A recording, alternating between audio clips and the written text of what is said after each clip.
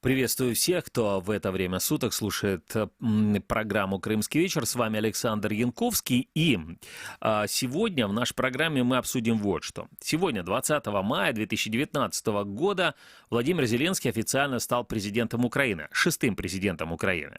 В Верховной Раде он зачитал текст присяги президента, а после этого он заявил, что распускает парламент 8-го созыва и призвал членов Кабинета министров уйти в отставку. И есть уже информация о том, что написал такое вот заявление, или, по крайней мере, заявил об отставке и премьер-министр Украины господин Гройсман. Но мы сейчас не будем говорить про эту отставку, во всяком случае, про отставку главы украинского правительства так детально, а более поговорим вообще о том, что пообещал в своей инаугурационной речи новый президент Украины Владимир Зеленский, к кому он обращался и с какими словами. Но вот во время этой своей речи в парламенте Владимир Зеленский затронул достаточно много тем, но в том числе не обошел и стороной и Крым.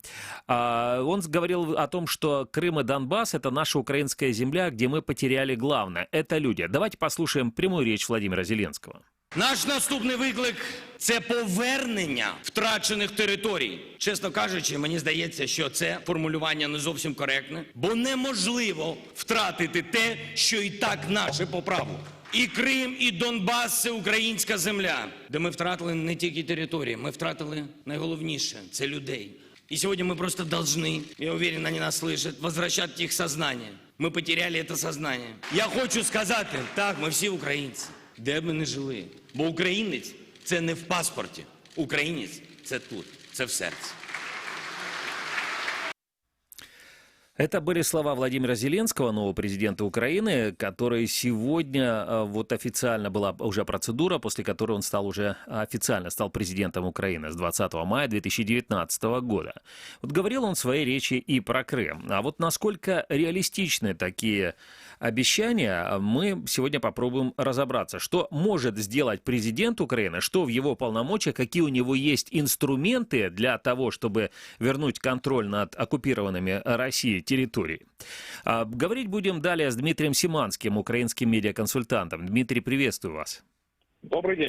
Дмитрий, на ваш взгляд, вот насколько судьба Крыма зависит от действий или бездействия украинского президента? Знаете, я бы сейчас как-то не разделял украинского президента, украинскую власть и украинский народ.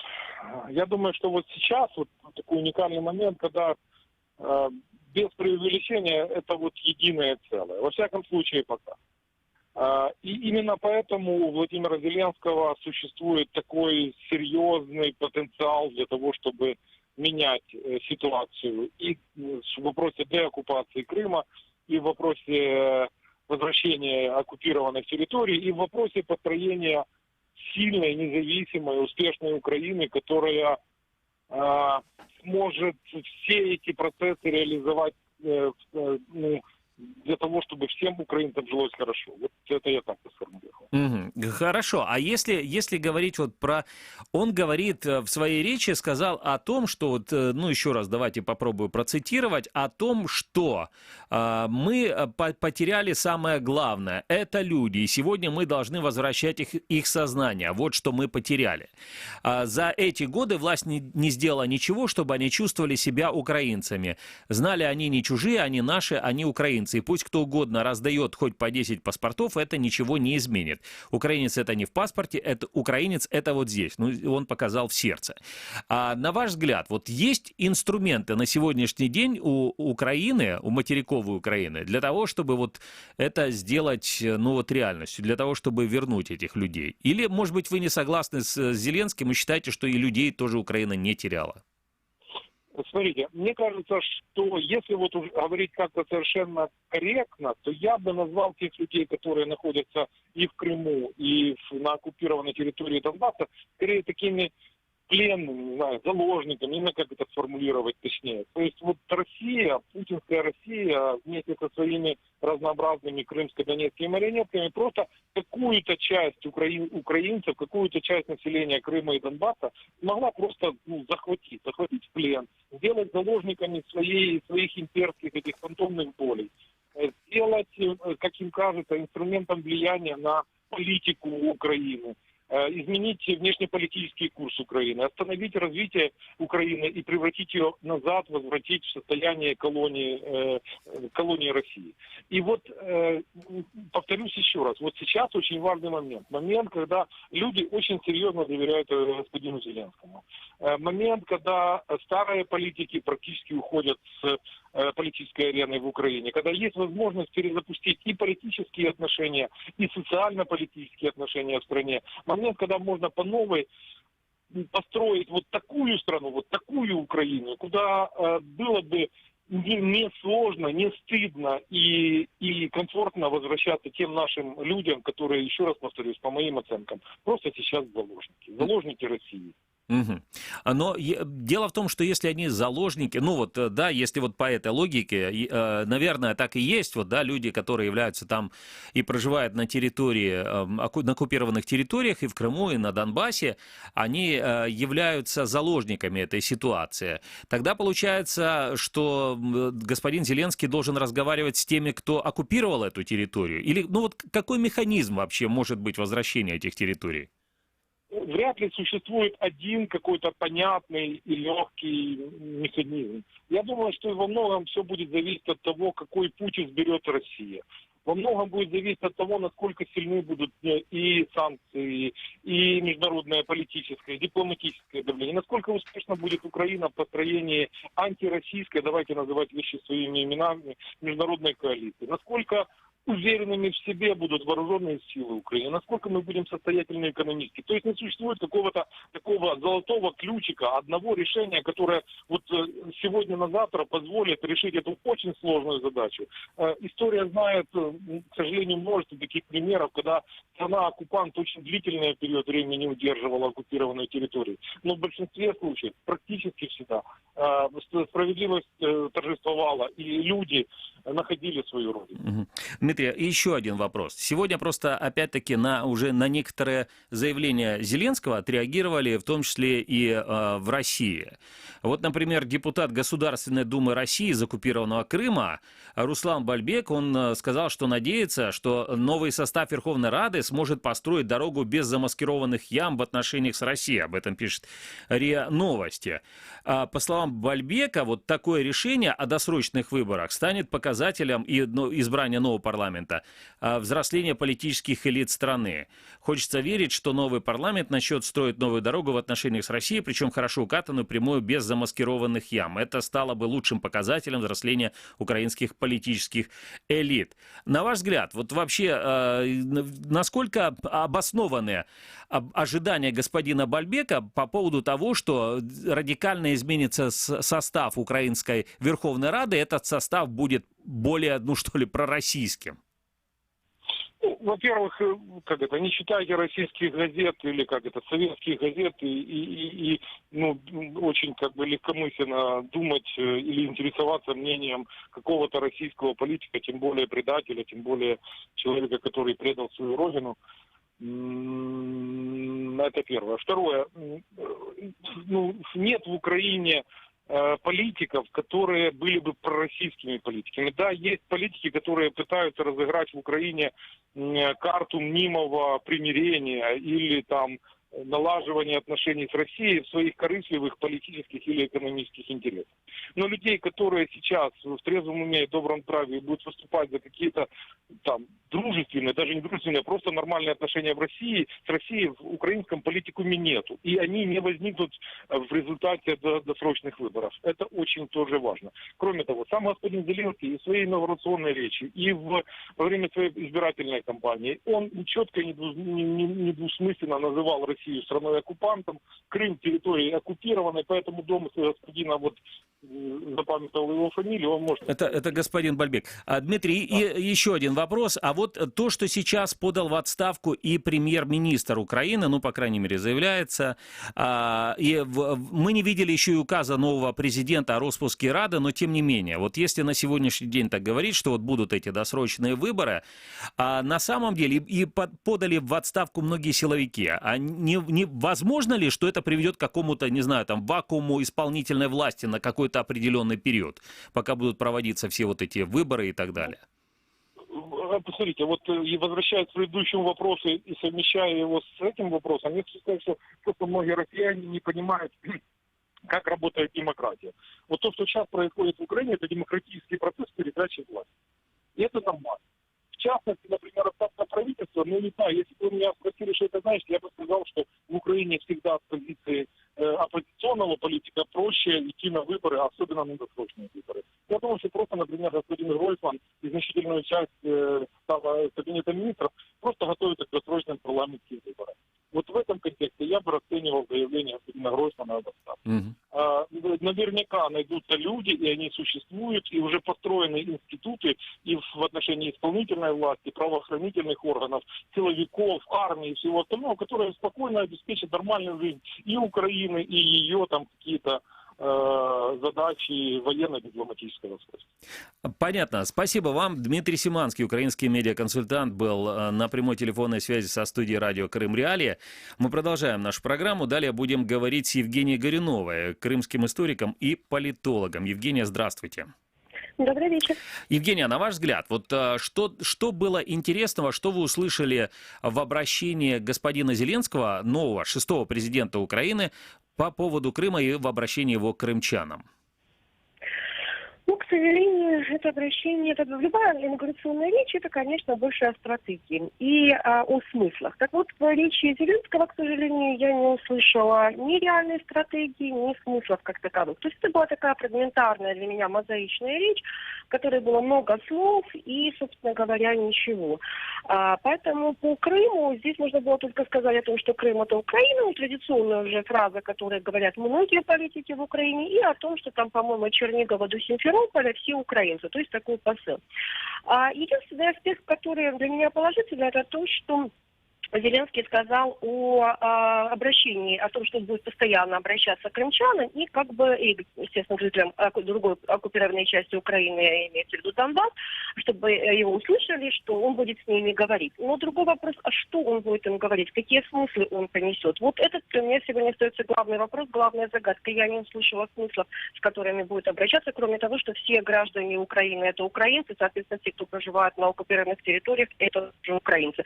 Но об этом мы все хорошо знаем. А что дальше? Вот это что дальше для меня и самая главная загадка. Угу. Скажите, а вот если говорить сейчас вот о конкретной этой ситуации, получается ведь так, если действительно будет подписан указ, вот, ну, то, о чем говорил сегодня господин Зеленский, будет подписан указ о распуске Верховной Рады, это означает, что какой-то определенный момент, ну вот сейчас состоятся досрочные парламентские выборы. То есть сейчас все министерства сегодня, мы услышали о том, что и премьер-министр Украины, он переходит тоже, ну, уходит в отставку, то есть они переходят там, я так понимаю, да, в разряд этих исполняющих обязанностей, если опять-таки их отставку примет парламент Украины.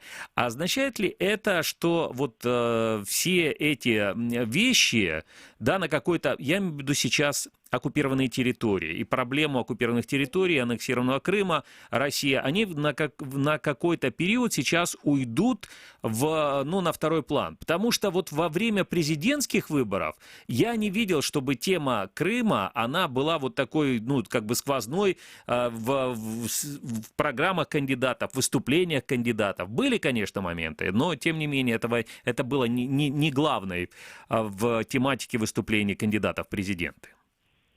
Я думаю, что тема Крыма идет не на второй, а на пятый, десятый, или даже, может быть, даже какой-то другой план. Потому что если мы говорим о выборах, а скорее всего, парламентских выборах, скорее всего, не состоятся, несмотря на то, что, в общем-то, совершенно неконституционный процесс запущен сегодня был Зеленским, то естественно, что все политические силы будут работать на избирателей, на электорат. А украинские избиратели сегодня, они о Крыме практически не думают. Если мы посмотрим в социологии, да, то там вопрос Крыма, он занимает где-то далеко не первую пятерку, он входит. Соответственно, о Украине, если будут говорить, то точно так же, как на президентских выборах, то есть общие слова и ни о чем. Никакой реальной тактики по реинтеграции полуострова, по деоккупации полуострова не будет, я думаю, ни у одной политической силы. Ну, может быть, там за исключением одной-двух, но что касается пропрезидентской политической силы, я однозначно уверена, что там не будет никаких практических шагов по возвращению Крыма. Ну, а если все-таки мы представим, что появятся такие... Может быть, пройдут выборы, да, будет новый состав кабинета министров, и появятся те люди, о которых мы сейчас еще не знаем, и которые будут заниматься непосредственно вот вопросами деоккупации Крыма. И... Ну вот да, а для этого, ну понимаете, как бы, вот может быть логика такая, что просто-напросто у господина Зеленского сейчас, как у новоизбранного президента Украины, у него нет инструментов для того, чтобы влиять, в том числе и на ситуацию по деоккупации Крыма. А вот когда пройдут выборы, тогда у него появятся такие инструменты. Вы знаете, это, конечно, очень такое хорошее предположение, но, наверное, если мы говорим не об инструментах, можно говорить хотя бы о программах, да, о программных тезисах, о том, как повлиять на деоккупацию, на реинтеграцию Крыма. Но во время президентской кампании не было фактически ни слова не сказано о вот этих о инструментарии каком бы то ни было, или о программных целях. Поэтому я, конечно, не знаю, может быть, там есть где-то в запасниках какие-то люди, которые будут как-то решать эту проблему, но я в это слабо верю, потому что до сих пор мы не видим реальной команды Зеленского. Мы не знаем, кто будет, да, тем же. Вот сегодня говорили о том, что сегодня он призывает подать в отставку министра обороны, главу СБУ, но мы не знаем, кто будет новыми, да, кандидатурами на кто займет эти посты завтра, послезавтра и так далее. То есть вот здесь вот главная проблема в том, что мы не знаем этих людей, мы не слышим. И, конечно, мы можем говорить о том, что будут какие-то, да, люди, но это вот, знаете, как гадание на кофейной гуще. Там, вот мы погадаем, кто-то будет, может дождик, может нет, может нет. Вот Да. для меня эта ситуация сегодня выглядит совершенно таким абсолютно непредсказуемым образом, к сожалению. Евгений, еще такой один момент. Ну, вот критикуют Зеленского, в том числе и разные деятели вот в Крыму. Например, господин Иоффе, небезызвестный вам ранее депутат Верховной Рады Автономной Республики Крым, а ныне председатель Общественной палаты подконтрольной, значит, России подконтрольному Общественной палаты. Он сказал следующее, значит, образованный юрист Зеленский должен был бы понимать, что ни земля Донбасса, ни земля Крыма исконной территорией Украины не является, а стала такой в результате деятельности советских органов власти. Это нужно знать президенту страны Зеленскому, который, видимо, плохо знаком с историей вопроса, никогда крымчане не считали себя украинцами в силу разных причин. И вот он также добавил, что подобные политические лозунги о возвращении Крыма он считает, нельзя считать ничем не подкрепленной политической трескотней. То есть, ну, все-таки вызывают в заявлении господина Зеленского определенную реакцию.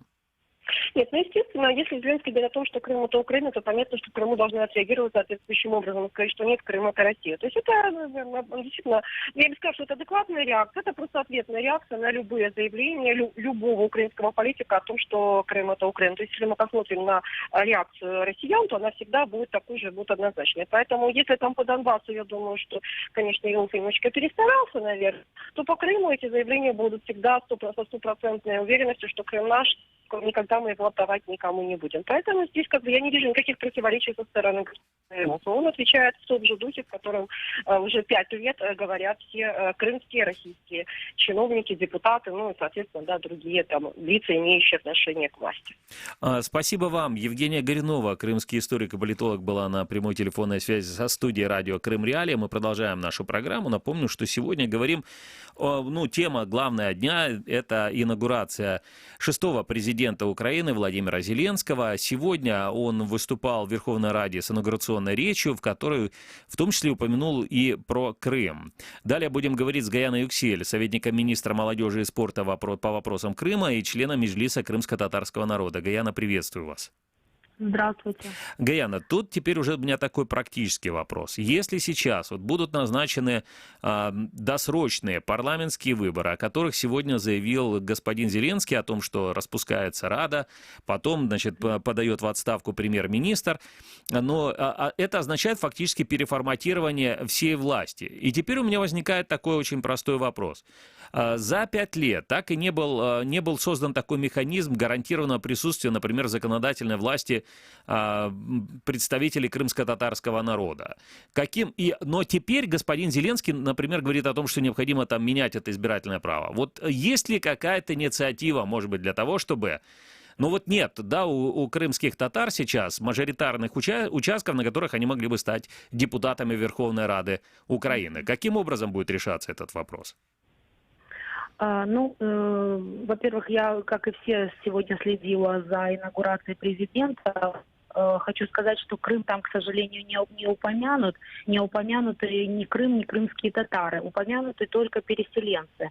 Ну, вероятно, в этот термин вновь избранный президент вкладывал и Крым, и Донбасс, но конкретного и точного упоминания Крыма как временно оккупированной территории там не было. Кстати, там не было и вообще упоминания об агрессии Российской Федерации против Украины. Что касается переформатирования власти, то, конечно, это было ожидаемо для многих. Может быть, неожиданно в том плане, что так быстро. То есть вот инаугурация, сразу же заявление о распуске Верховной Рады, для которой, как многие говорят, оснований для распуска нету, поскольку сейчас нет коалиции. Тем не менее, заявление сделано, и избирательный процесс на предстоящие выборы уже запущен. Что касается представительства крымских татар, то здесь вот в этом избирательном процессе, в этих выборах Верховной Рады, ситуация, я бы сказала, не изменилась по сравнению с предыдущей. У нас действительно нет мажоритарных округов, нету большинства крымских татар, которые поддерживали бы наших выдвиженцев. Кстати, такая ситуация была и в Крыму. Несмотря на пребывание там коренного народа, там тоже достаточно проблемным было выдвижение по мажоритарному принципу. Сейчас речь идет о том, чтобы те партии, которые выдвигаются и будут участвовать в выборах, приглашали или сотрудничали с крымскими татарами и включали их в свои избирательные списки. Насколько я знаю, такая работа ведется, но она еще в таком предварительном состоянии, поэтому что-то конкретно или точно говорить еще преждевременно. Гаяна, еще такой вопрос. Скажите, было ли вот уже в последнее время встречи у представителей Меджлиса крымско-татарского народа с новоизбранным президентом Владимиром Зеленским? Ну, может быть, уже обсуждали какие-то вопросы? Может быть, он уже сам приглашал для разговора, для того, чтобы узнать, какие есть проблемы? Была одна рабочая встреча в ходе предвыборной кампании, когда шла предвыборная кампания, была рабочая встреча представителей штаба Зеленского с лидерами крымско-татарского народа и с возможностью, ну, скажем так, обсуждения перспектив сотрудничества. И тогда был дан ответ о том, что сейчас идет предвыборная кампания, пусть она завершится, дальше мы будем рассматривать ситуацию. Позже, как вы знаете, были публичные ответы, опять-таки, представители штаба Зеленского на 5 вопросов лидера крымско-татарского народа Мустафы Джемилева, где он очень четко спрашивал, чей Крым, какой будет ситуация с крымскими татарами и так далее, и так далее. Это вот то, что находится в такой публичной плоскости. Больше контактов не было. Но я бы хотела обратить внимание на... Сейчас не было контактов, я надеюсь на то, что в будущем они будут. Я бы хотела обратить внимание на тот факт, что крымские татары, которые находятся в Крыму, представители крымско-татарского народа, которые проживают здесь, это не политическая партия. Вот понимаете, мы не политическая партия, мы коренной народ, который сейчас находится в условиях оккупации, находится под давлением, под репрессиями, под угрозой уничтожения и физическое, и уничтожения духовной культуры. Поэтому сотрудничество, работа украинской власти по отношению к Крыму, крымским татарам, сотрудничество наших представителей с властью, оно просто необходимо. Я даже не представляю какой-то такой ситуации, когда, скажем так, будет некая такая оппозиция полное игнорирование сотрудничества. Крым оккупирован, его необходимо деоккупировать, а для этого нужно работать. То есть в этом плане вектор сотрудничества, он не поменялся. Спасибо вам. Гаяна Юксель, советник министра молодежи и спорта в вопросах Крыма, член Меджлиса крымско-татарского народа, была на прямой телефонной связи со студией радио Крым Реалии. Мы продолжаем нашу программу. Но я хочу все-таки, чтобы вот буквально зацитирую то, что говорил господин Зеленский сегодня про Крым. Наш следующий вызов – это возврат утраченных территорий. Честно говоря, мне кажется, что эта формулировка не совсем корректная, потому что невозможно потерять то, что и так наше. И Крым, и Донбасс – это наша украинская земля, где мы потеряли самое главное – это люди. Сегодня мы должны возвращать их сознание. Вот что мы потеряли. Далее продолжаем нашу сегодняшнюю программу беседы с Ларисой Волошиной, крымским медиаэкспертом и публицистом. Ларис, приветствую вас. Здравствуйте, Саша. Ларис, вот теперь уже после инаугурации сегодняшнего президента Украины господина Зеленского, скажите, вот появилась ли какая-то надежда у крымчан в вопросе деоккупации Крыма?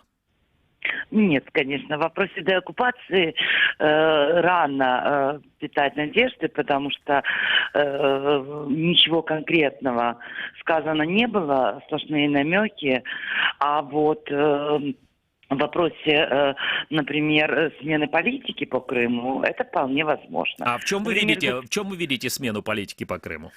Ну вот, например, та фраза, которую зацитировали вы, о утраченных территориях. В украинском законодательстве очень четко относительно Крыма есть постановление Верховной Рады, законодательное, есть решение международных инстанций и Совета Безопасности ООН, и Генассамблеи ООН о том, что Крым является оккупированной территорией. Но мы услышали утраченные. Это немного не то. Не та формулировка. Потом тоже, опять-таки, президент Зеленский высказал некое сомнение, что невозможно утратить, это и так все наше. Это говорит о том, что вот та жесткость позиции, которую занимала Украина относительно оккупированного Крыма, она может быть существенно смягчена. Ну, во-первых, могут быть пересмотрены вопросы воды, могут быть пересмотрены вопросы энергетической и товарной блокады. Скорее всего, об этом разговоры будут вестись. Уже поступали сообщения о том, что с близкими людьми захваченных моряков, которые находятся в Российской Федерации, украинские военные пленные, с ними ведутся разговоры, такое прощупывание почвы. А если, вот, например, произойдет обмен ваших близких на поставку воды в Крым, вы против или нет? И понятно, что люди шокированы. Они говорят об этом кулуарно, пока не готовы даже высказать это в эфир, но я слышала это неоднократно. Россия будет по этому поводу вот именно вот по этим точкам пытаться прощупать почву, позицию Владимира Зеленского. И здесь есть очень беспокойный для меня момент о том, что прямые вопросы, которые задавал Мустафа Джамилев, от этого, о чем говорила Гаяна Эксель в вашем эфире, они ведь были очень четкие, и те ответы, которые мы получили, были размыты. Абсолютно непонятно, о чем, что будет с гуманитарной политикой по Крыму, абсолютно непонятно, как будет обстоять вопрос с крымскими татарами, с переселенцами, то есть какова будет политика. Поэтому у меня ощущения очень тревожные. И еще одно очень интересное сообщение сегодня. Есть всем известное такое противостояние между Кадыровым и Владимиром Зеленским, когда Зеленский неудачно пошутил, потом вынужден был извиняться перед главой Чечни. И вот сегодня Кадыров написал очередной угрожающий такой пост о том, что, мол, Владимир Зеленский сказал о возвращении Донбасса и Крыма, и, мол, это пока в России воспринимается как шалости, но ведь и шалости тоже сильно раздражают. Не заритесь, мол, на чужое. То есть, почему это сделал именно Рамзан Кадыров, если Путину тоже очень нравится вступать в словесную пикировку с Владимиром Зеленским, я не знаю. Скорее всего, это психологическое давление. Но мы должны понимать, что изменение позиции по Крыму, реальное изменение, попытки, желание – это одно. Но реальное изменение зависит не только от украинского президента и даже не от украинского парламента. Оно все-таки зависит от позиции Соединенных Штатов, от позиции наших европейских партнеров, потому что вопрос Крыма очень тесно уже завязан в международную юридическую казуистику. Есть масса резолюций, масса решений, введены санкции, поэтому вот эти моменты, они зависят не только от украинской власти. Поэтому то, чего стоит ожидать крымчанам, это, возможно, послаблений, а возможно, хаотизации ситуации вокруг Крыма. Понятно. Спасибо вам. Лариса Волошина, крымский медиаэксперт и публицист, была на прямой телефонной связи со студией радио «Крым Реалии». И вот, кстати, заговорили по поводу президента России Путина. Он не будет приветствовать президента Украины Владимира Зеленского с инаугурацией. Об этом сообщил пресс-секретарь российского президента Дмитрий Песков. Об этом сообщает Радио Свобода. А в ответ на вопрос, можно ли ожидать поздравления от Путина, Песков сказал: нет, Путин будет поздравлять с первыми успехами. Ну вот, что имеется в виду под первыми успехами, узнаем в ближайшем будущем. Или не узнаем. Это программа «Крымский вечер». Продолжение слушайте через несколько секунд.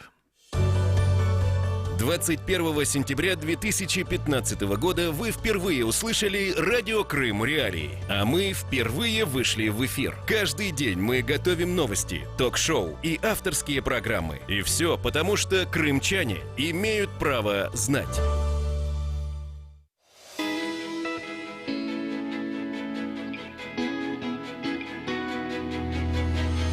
«Крымский вечер» с радио «Крым Реалии».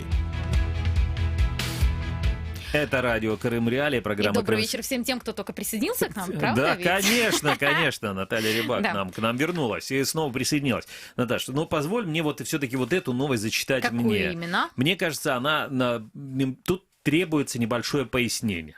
Дело в том, что у меня достаточно много таких, знаешь, интернет-знакомых, которые мне с пеной у рта доказывают, что на территории материковой Украины они чуть ли не ежедневно видят автомобили с российскими номерами, выданными в Крыму. Но если их послушать, то, в принципе, в Украине уже все давно ездят только на таких автомобилях, такое это массовое явление. Когда им объясняешь, говоришь, что это невозможно, что вот есть многочисленные заявления пограничников о том, что они не пропускают на территорию материковой Украины такие автомобили с российскими номерами, выданные в Крыму, они говорят, что это неправда. Ну, окей, давай вот еще раз еще об этом поговорим.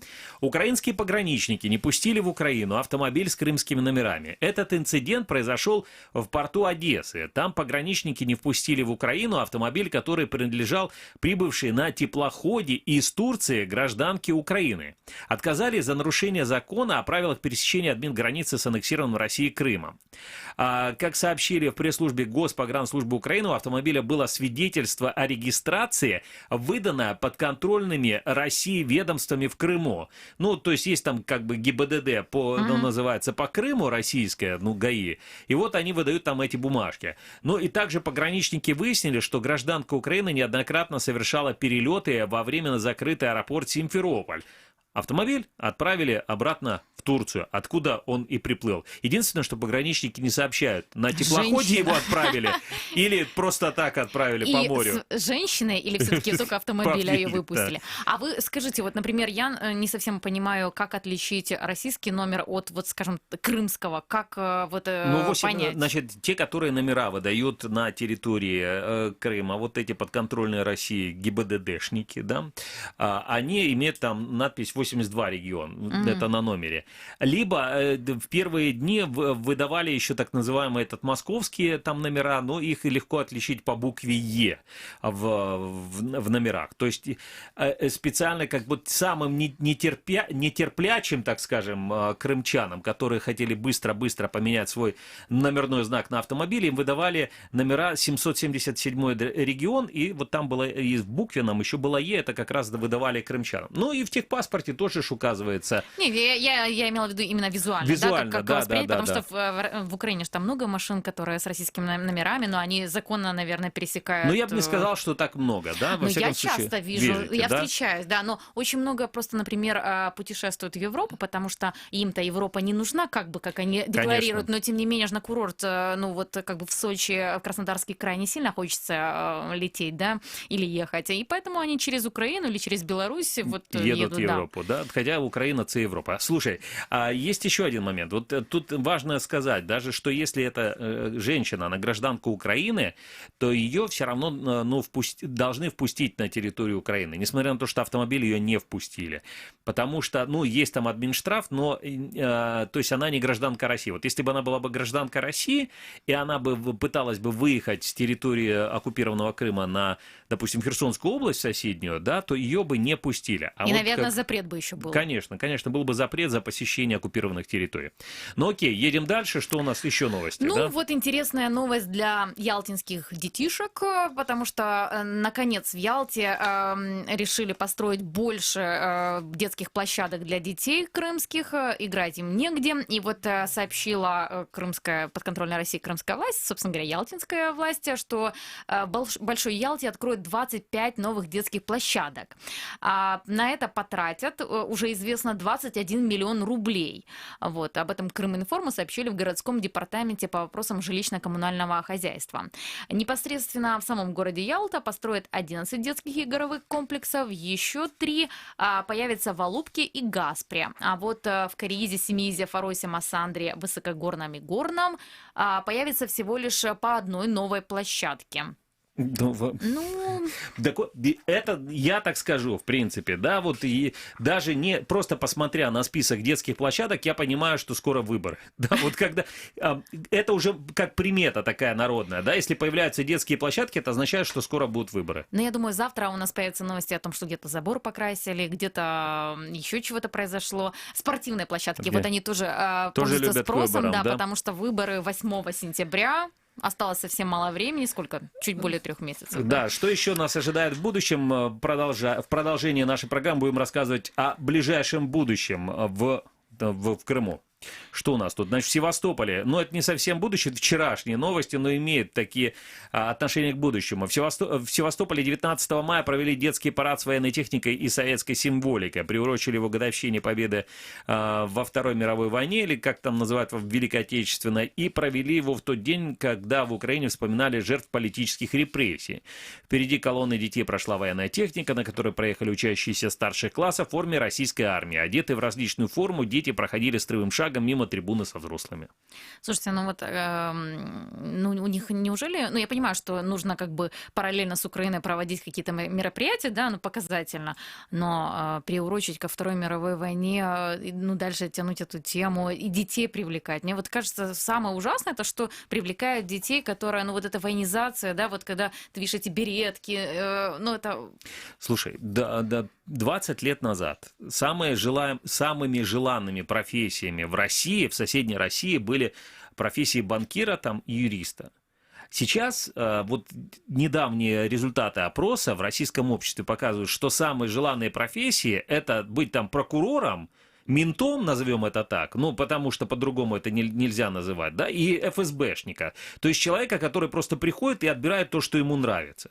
Поэтому ничего такого вот как бы сверхъестественного в таких шествиях для меня, ну, я не вижу. Но вот как бы такое вот общество, в котором есть такие ценности. И это общество теперь в 2014 году пришло в Крым. Да, вот еще интересная новость. В аннексированном Крыму продается детский лагерь за $7 миллионов, не рублей. И речь идет о детском оздоровительном центре «Каскад» в Алуште. А принадлежит он вдове основателя партии «Союз» Льва Миримского Виктории Миримской. Объявления о продаже этого лагеря появились в соцсетях и также на специализированных сайтах. Территория оздоровительного лагеря, к слову, больше 2 гектаров. Ну и, наверное, стоит напомнить, кто такой Лев Миримский, да, это экс-депутат... Хотя крымчане, в принципе, все так, ну, достаточно хорошо знают, потому что, ну, такая публичная особа, многократный депутат Верховной Рады Автономной Республики Крым, народный депутат Украины, руководитель партии «Союз», и так что, но... Ну, хочется напомнить, что просто он, на самом деле, был абсолютно за так называемый референдум в Крыму, то есть поддерживал абсолютно, и считал неправильным прекращение поставок на полуостров украинской электроэнергии и воды по Северо-Крымскому каналу. Далее, значит, что у нас тут? О, еще. Вот видите, вот выборы, я же говорю, выборы они... В Крыму появится 5 новых физкультурно-оздоровительных комплексов. Одни сплошные физкультурники будут маршировать, форму и физкультура. Вице-премьер правительства России Ольга здесь, Голодец. Да, здесь есть маленькая разница, то есть эта информация не идет как бы от крымских чиновников, да, пророссийских, а это уже с Москвы им сказали, обязательно постройте 5 новых физкультурно-оздоровительных комплексов. Значит, поручила заключить контракты для введения в эксплуатацию физкультурно-оздоровительного комплекса «Авангард» в Ялте, стадиона «Горняк» в Балаклаве и спортивно-оздоровительного комплекса имени 200-летия Севастополя. Кроме того, российское правительство Крыма и Министерство спорта России должны совместно со Всероссийской Федерацией парусного спорта проработать вопросы развития детских яхтенных клубов. А вот еще 5 миллионов рублей выделят для Симферопольского художественного музея. Там не собираются строить ни площадку детскую, ни оздоровительный центр нигде рядом. Эти деньги должны пойти на ремонт, капитальный ремонт системы автоматического пожаротушения. Ну, как-то это скучно на самом деле. Лучше бы эти 5 миллионов рублей потратили бы, допустим, на военную форму для смотрителей музея. Красиво было бы, все в форме, все маршировали бы. И не только 9 мая, да, как постоянно, повод, а постоянно. Да, какую там полевую кухню еще можно поставить. Да, что? Что тут? Перловка, кстати, недорогая, так что можно накупить и кормить. За бюджетные деньги недорогого не бывает. Да, то, что покупается за российские бюджетные деньги. Ну что тут? Значит, монтаж автоматической системы газового пожаротушения. Прочитай, Ната, что там пишут. Будет производиться этот монтаж автоматической системы газового пожаротушения в рамках, собственно говоря, этого капитального ремонта. Работа предполагает монтаж охраны, пожарной сигнализации, монтаж системы пожаротушения с последующим проведением пусконаладочных работ. И, собственно говоря, есть один момент, что эти все работы, вот кто победит на аукционе, на госзакупках, да, они должны сделать этот ремонт до 31 октября. Вот. А еще мне очень понравилась сегодняшняя новость под кодовым названием «Дурманящая трасса». К журналистам обратились сознательные граждане. Они увидели, что на объездной дороге вокруг Симферополя растет марихуана. Ну, вы прямо так вот такое слово говорите, как... Может быть, это конопля, и вообще она даже не дурманящая абсолютно. Может быть, это такая конопля, с которой там... Но вы знаете, ученые делают. из Крымского университета имени Вернадского подтвердили, что все-таки это та самая конопля. И не дикорастущая. Не дикорастущая. Она не совсем похожа. То есть сперва они подумали, что это дикорастущая, но потом искали нет. Ну это да, все-таки настоящая. Знаменитые Кто-то- крымские конопельные леса, это ж, да, дикорастущие. Кто-то сознательно выращивал вдоль трассы, чтобы заметили сознательные жители. Это может быть зеленые насаждения. Много же деревьев повырубали вдоль трассы. Вот когда строили эту трассу Таврида, для того, чтобы, как бы, надо же сразу зеленые насаждения, чтобы кислород был там, очищало воздух. Вот и, может быть, кто-то и посеял, какой-то юный тимуровец. Да, но самое интересное вот что. Полиция, крымская это полиция, сказала, что они не будут уничтожать коноплю, потому что это не их задача, а вот уничтожить ее должен тот, кому принадлежит земля. И вот пока ее не уничтожат, то, собственно говоря, эта конопля будет дальше продолжать и радовать зеленым своим цветом водителей, глаз водителей. то есть которые могут останавливаться, делать там фотографии, свои селфи. Конечно, да? конечно, Отдыхать душой и телом. Есть еще одна интересная новость. Проверка финансовой грамотности в Крыму. На полуострове проходит тотальный диктант по бизнес-знаниям. Его организовали в онлайн и офлайн формате. А проводится он по основам предпринимательской деятельности. Зачем только вот, да? А вот сейчас, собственно говоря, вице-премьер аннексированного Крыма Ирина Кивика и расскажет детали. Я считаю, что очень большая цель у нас – это популяризация предпринимательства. Но самое главное, что это впервые проводится такой диктант по предпринимательству. Принимают в нем участие сегодня министры. 3 министерства к нам присоединилось. И участвуют школьники, участвуют студенты. Я думаю, что несколько тысяч человек сегодня принимают участие. Мы в конце дня обязательно подведем итоги и дадим точную цифру участвующих в сегодняшнем диктанте. А также у нас сегодня будет еще второе, не менее знаковое мероприятие. Дети участвовали, когда в апреле проходила финансовая грамотность. Школьники и студенты участвовали. И сегодня будем награждать самых лучших детей, которые победили по финансовой грамотности. Ну, кстати, так и неизвестно, как министры написали этот диктант и вообще, что там понаписывали. И самое главное, зачем? Зачем все это было диктант это делать? Ну, я так понимаю, финансовая грамотность – это деньги. Там надо какие-то примеры решать, а не диктанты писать. 1+2. Напишите словами, да? И какой процент отката. Окей, хорошо. Это была программа «Крымский вечер». С вами весь этот час были Александр Янковский, Наталья Реба. Мы прощаемся с вами, услышимся, увидимся уже завтра.